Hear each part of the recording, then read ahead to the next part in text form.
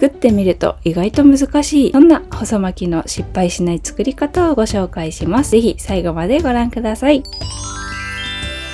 皆さんこんにちは、ちゃちゃです。今日は絶対に失敗しない細巻きの作り方をご紹介します。細巻きって簡単そうに見えて、作ってみると意外と難しいんです。パンクしてしまったり、切った時に高さが合わなかったり、そんな経験はありませんか？この動画を見れば大丈夫。必ず綺麗な細巻きを作ることができるようになっちゃいます。お弁当や手土産にもぴったりですよね。ぜひ最後までご覧ください。このチャンネルでは巻き寿司を綺麗に作るコツなどを紹介しています。ぜひ今のうちにチャンネル登録よろしくお願いします。それでは早速始めていきましょう。それではスタートです。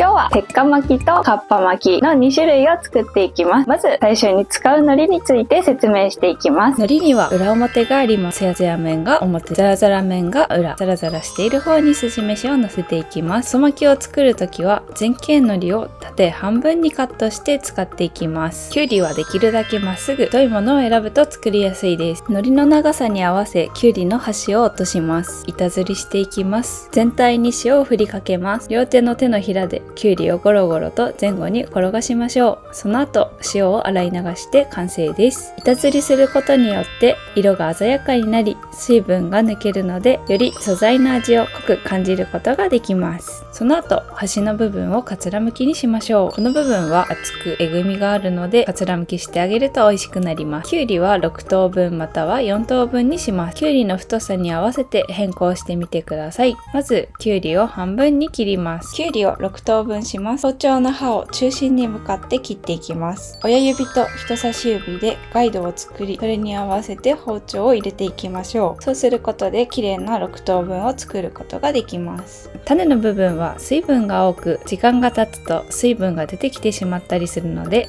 作った後すぐ食べない場合は切り落としてあげましょう。こんな感じです。マグロはだいたい1センチから1.5センチ角に切ります。具材が大きくなればなるほど巻くのが難しくなりますので、初めは1センチくらいで作ってみてください。次に寿司飯を用意していきます。美味しい寿司飯の作り方はこちらの動画で紹介していますので、ぜひご覧ください。細巻きを作るときは寿司飯 70g から 80g を用意していきます。具材が太い場合は 70g、細い場合は 80g が作りやすいです。準備ができました。早速巻いていきましょう。まな板の上に巻きすを用意します。巻きすの紐が上に来るように置いてあげましょう。その上に海苔を乗せます。ザラザラ面が表に来るように乗せましょう。巻きすと海苔の下線はいつも一緒です。まず海苔の上端1センチ、指1本分のところに寿司飯 80g から 2,3 粒を取って目印をつけます。左右につけてあげましょう。次は海苔の下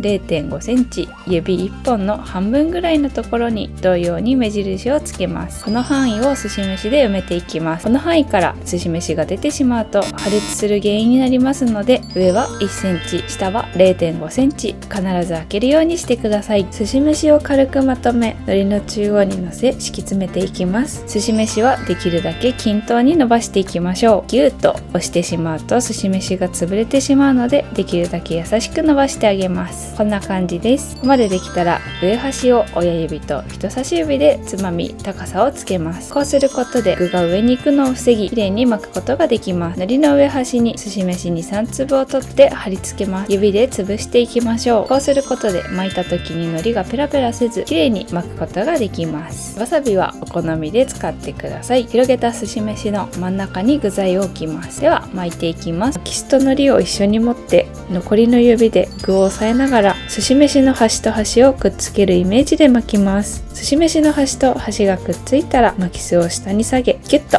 手前に引き締めます。この時四角形になるように指の形をこのようにして少しギュッとすると綺麗になります。中指で中央をくぼませ、親指と人差し指で左右から挟むような形です。巻きすを浮かせ上に転がします。ここまでできたら先ほどと同様に四角形を意識してギュッと締めましょう。これで巻くことができました。海苔の端が細巻きの中央に来ているとグッドです。角度でもう一度説明します。巻きすと海苔を一緒に持って残りの指で具を押さえながら寿司飯の端と端をくっつけるイメージで巻きます。寿司飯の端と端がくっついたら巻きすを下に下げギュッと手前に引き締めます。この時四角形になるように指の形をこのようにして少しギュッとすると綺麗になります。中指で中央をくぼませ、親指と人差し指で左右から挟むような形です。巻きすを浮かせ上に転がします。ここまでできたら先ほどと同様に四角形を意識してギュッと締めましょう。これで巻くことができました。次にかっぱ巻きの作り方を紹介します。先ほどと同様にすし飯で目印をつけ、すし飯を敷き詰めていきます。すし飯を軽くまとめ、海苔の中央に乗せ敷き詰めていきます。こんな感じです。ここまでできたら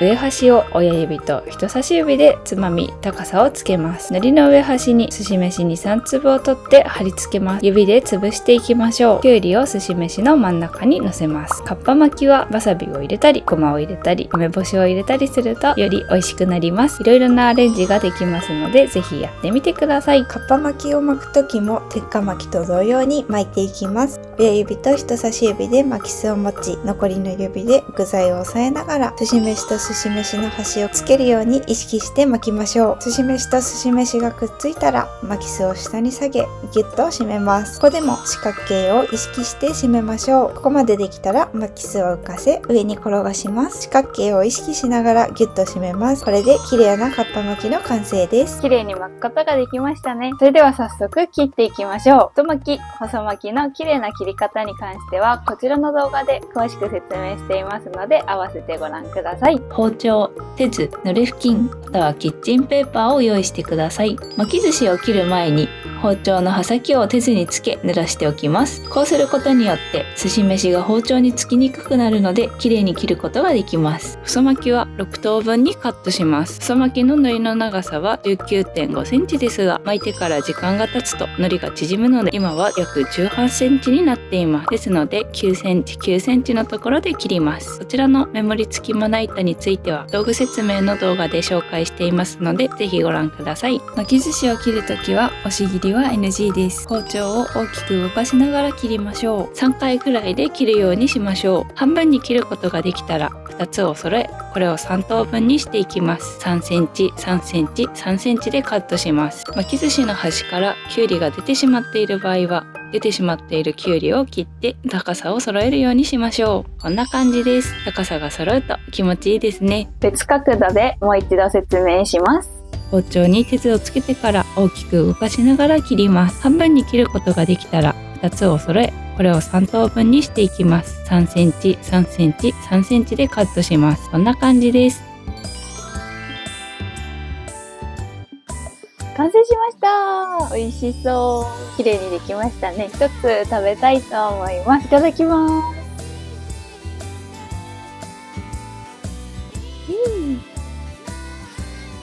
わさびがピリッと効いてて美味しいです。ぜひ本日ご紹介した方法で細巻き作り挑戦してみてください。本日の動画も最後までご覧いただきましてどうもありがとうございました。細巻きの作り方勉強になったよという方は高評価とチャンネル登録よろしくお願いします。それではまた次の動画でお会いしましょう。バイバーイ。